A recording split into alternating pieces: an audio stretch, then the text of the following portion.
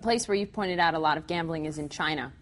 And Yeah. you've been very complimentary of China's economy and the growth, but you have warned that their government is too corrupt and that gambling is a massive problem for the Chinese economy. Well, the corruption is a much bigger problem than the gambling.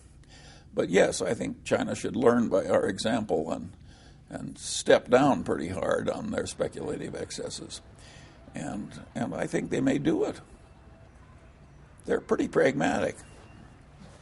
They've seen our mess. I feel more hopeful about the Chinese making the right decision than I do about my own government. Well, and you've talked about how communism and capitalism in China work well together. So well that you probably wouldn't change it? But it's not really communism as we traditionally think of communism. A communism that accepts sort of free market development is not classical communism. What they've said is we'll throw out the basic heart of communism and keep one-party rule. And what I'm saying is that it's working pretty well. Very well. I'm not such a purist that I just assume that the only correct way to do things is for everybody else under all circumstances the way that we do things. I think we were very lucky to have a big virgin country and be protected by big oceans. And we got a lot of luxury to do a lot of things our way and have it work pretty well.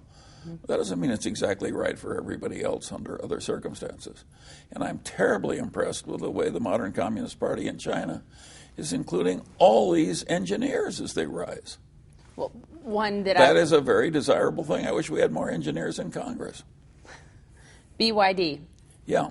Chinese company that Berkshire holds about 10% stake in, but you're the one, Mr. Munger, that should be credited with that. Yes, but my good Chinese friend Li Lu is the one who found it for me, so.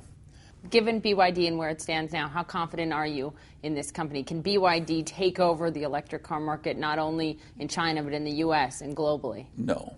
No.